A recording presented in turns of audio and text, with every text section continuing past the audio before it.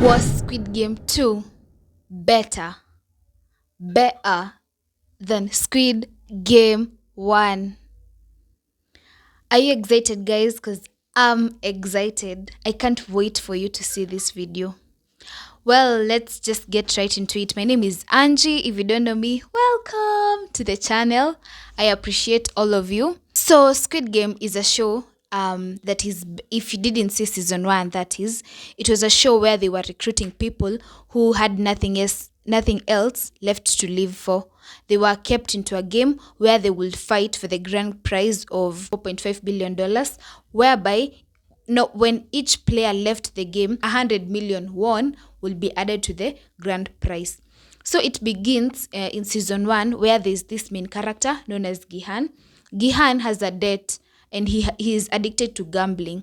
So he joins the game in pursuit of the money, only that he didn't know that if you fail any game, you will be eliminated, and by elimination, you will be killed off. So he didn't know this. When he reached there, a lot of the people he played with were killed off and they died. Eventually kills off many of his friends, many people die, and eventually he wins the 4.5 billion. But he feels that it's not right. It's not okay for people to die for money.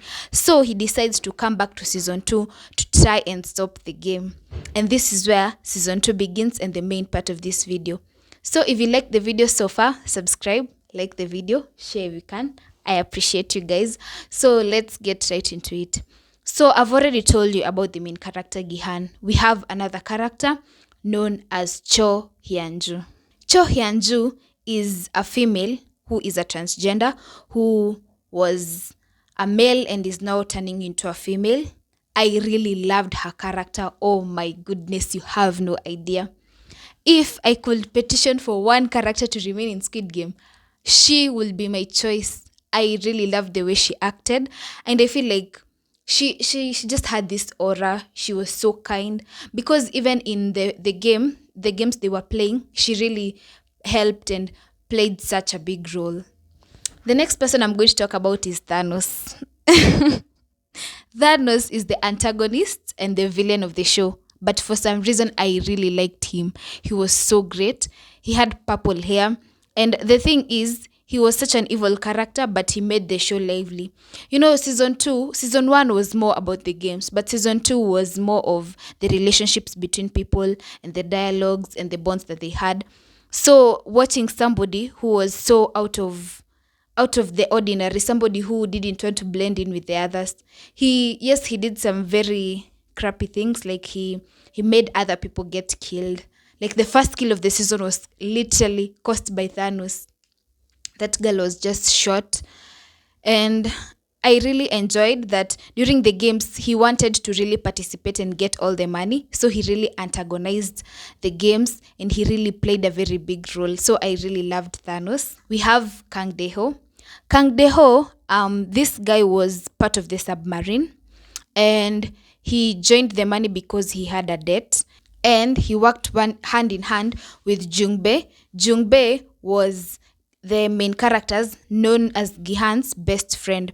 So apparently Jungbae also worked in the marine. So since he found somebody who also worked in the marine, and Jungbae was kind of his senior, they really bonded, and it was a good dynamic to see during the show. There was also a mother-son duo during the show.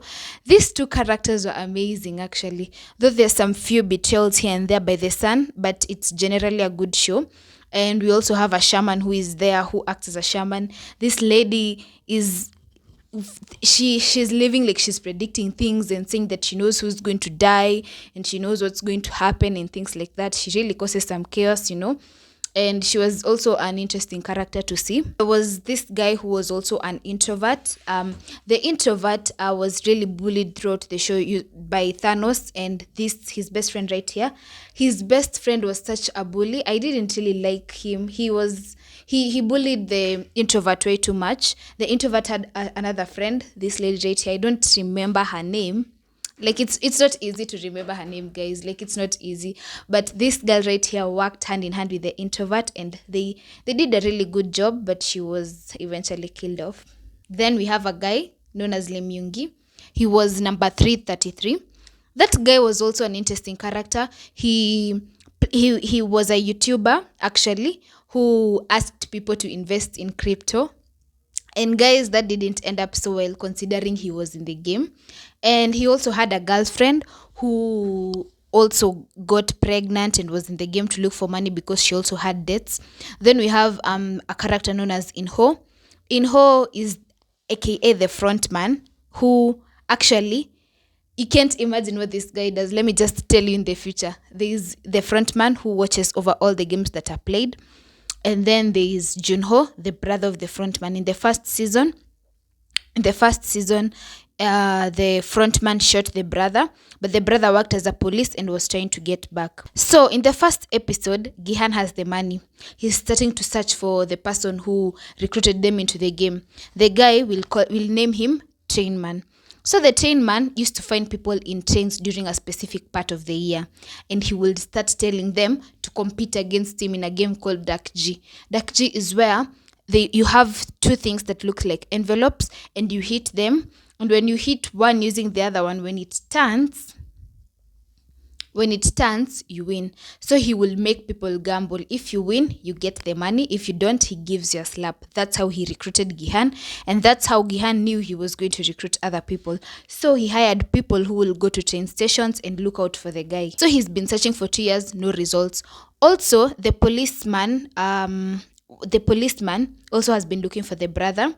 He wants to get back to the game to stop his brother because the brother had a wife who died. So he's been looking for his brother, but he eventually comes and makes an alliance with Gihan, and together they start going looking for the people, and eventually they start looking for where the games were being played.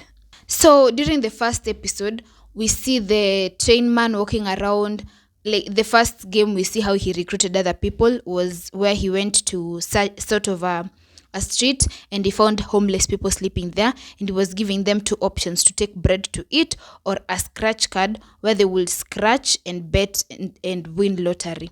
And many of them chose the scratch card, where he chose some people, the people who took the bread instead of gambling with their lives, And eventually, Gihan tracks him in the train station and follows him, and he is able to play a game with the guy where they play with the gun that usually, the gun which usually has 6 spots for bullets, and when 1 is empty, there are 5 chances of you dying. When 2 is empty, there are 4 chances of you dying, So they play with 1 bullet and they try it back and forth until the guy dies, and Gihan finds an envelope in his jacket where there was an invitation to a Halloween party. The second episode, Gihan goes to the party. During the end of the first episode, the policeman finds Gihan. After finding Gihan, they start an alliance. So in the second episode, they go to the Halloween party together where they put a tracker on Gihan so that when he's captured and taken into the game, they are able to track him down and go defeat them. But little do they know that these guys are like steps ahead of them when they remove the tracker and place it somewhere else and throw them off their location. So the guy, also the policeman, has been looking for brothers for a while, and he knows that the place is on an island.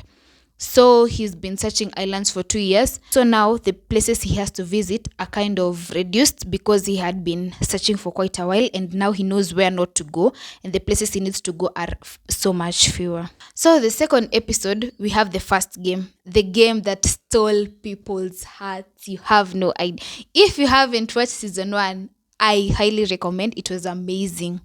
This game captured. I don't even have the words to describe what this game did. So this game is where there's a big doll in the middle, and it says green light or red light. When it says red light, you have to stop. If you're sensed moving, you are killed. This is why even in the first season, they find out that these games are not nice, that these games are dangerous. So Gihan, since he has experience, obviously, he tries to guide people through the game. And they at first don't believe it. They think he's crazy. This was until Thanos caused the first death. He was hitting on a girl there in the first game. When they were entering into the field, he was hitting on a girl. And when they were playing this game, a bee appeared, and Thanos told the girl, "You have a bee on you." And this girl screamed and moved, and they had said red light. Then she thought she was safe. That was until a gun came and blasted through her head. So also in season 2, something that was actually great, that was not as bad, was that we got to learn more about the people on the other side of the game. The people who were in the red overalls and the black masks with the shapes of the triangle and the circle and whatnot. So here we learn in season 2, there is a lady who has been searching for a daughter for quite a while, and she was working there with the red overalls. So she's known as number 11 here, where she shoots off the people. She's one of the people who shoots people during red light. The people who are seen moving, she shoots them. And the thing is, these people were harvesting, the people in red were harvesting the organs of these people who had been killed, if they were not completely killed. So number 11 was against what they were doing, so she was killing everyone off completely with no mercy. This was until she runs into some trouble and she stops doing that. When the game is playing, the number 001, the front man, is at the back of the chair watching the game from behind, and he's smiling and watching the game as people are being killed. Then after they play the first game, some people want to leave. So they are told that they have an option to vote, the people who want to leave and who want to stay. So people were so adamant about leaving until the money that they were going to earn was shown. Each time a person was killed, 100 million won was added to the bank. So when they saw the money, they changed their minds, and most of the people decided to stay. So guys, I have never seen such a worst first and second episode in my life. Oh my goodness. If they had an ability, I feel like they will just cut off the first and the second episode and the movie would go on fine. We wouldn't even notice that anything was missing, because I was just seated watching the first 2 episodes in disbelief and boredom of how a show that took 2 years to shoot could be so terrible. Like, what? So in the 4th episode, it begins with the frontman actually entering the game as the player 001. This made me actually think that maybe the number 001 is reserved for people who are usually in the game. Like maybe every 001 is usually part of the team community of the Squid Game society, of the people who are making people play these games. So the person joins, and the 001, we see him, his first appearance is during the voting, where he votes that people should leave. And he becomes so friendly to Gihan. For a minute, I actually thought he forgot what his purpose was. He was so friendly. He was making Gihan know that they're friends and that people needed to stop playing these games. So in the 4th episode, we have the second game, which is known as the 6-legged pentathlon. That word is so hard. Like, how do they even come up with these names? So the game essentially is where people choose each other in groups of 5 and tie their legs to each other, and they start playing different games. The first game being Duck G, the one that recruited them into the game, where they hit one and they stop. And the rule was no member can play twice. So that was the first game. The second game was Flying Stone. So Flying Stone was where they placed a rock in front, was placing a rock on the ground, and you use another rock that is on your hands to hit the one that is on the rock. And we have the third game, Gongi, which is actually, I feel like also in our place, we kind of played that game at some point in our childhood, where you have a group of stones in a circle, and you hold one stone in your hand and pick up another one, then hold the other one, pick up the other one, then you throw the one, pick up 2, then you throw 2, pick up 3. Now 3, you have 5 in your hand, you throw them all and pick them, and things like that. We have the spinning top, where you use a rope to attach it to another kind of stone, and you have to make sure the stone rolls on the ground. I feel like those games, you'll understand them better if you watch the show. And of which if you do want to start, you can start from the third episode because the others are so bad. And the fifth game is known as Jeggy, where you take something like a stone or a ball and you hit it on your leg 5 times, then you run to the finish line. If time ends and you have not completed all your games, you are killed off and eliminated, and many games are played and played and played. And that was the fourth episode basically. So they go back to their dorms and they have to vote again. So most of the people vote to stay and they play the fifth game, which was my favorite, to be honest. I feel like all the other games were bad, but this was, at least it was better, it was good. So we have the last game known as Mingle, where there's a song which is played and there are rooms everywhere, like around 50 rooms. So you are told, maybe for the first game, gather in groups of 3, then you run in groups of 3 and together you enter a room and lock yourselves in. And if you are more than 3, you're killed. If you're less than 3, you're killed. And if you enter a room where there are people, time will run out on you. So it's a game. There is where we have the biggest betrayal, because at some point the son is the mother and son duo is separated because the son is dragged out and he tries to go to the mother, but eventually accepts his face and actually runs into the room on his own, and we lose a character there. The girl who was a transgender loses her best friend, and it's such an emotional thing. Then they have to vote for the next game, where it goes into a draw. When it goes to a draw, it starts becoming such, people start now fighting, and Thanos is killed in the process. Many people are killed in the process, and Gihan comes up with a plan to try and cause a rebellion, where he tells the friends to hide under the beds. So in the 7th episode, which is the last episode, they hide under their beds and they take over the guns of the people who are in red, because they knew that when a lot of people will start killing each other, because after the people were killed, a lot of people died in the dorms that day, and the people had to come and break off the fights at some point. So that is when they took the opportunity to attack and take their guns and start shooting around. They took the opportunity to take the guns and start infiltrating the system.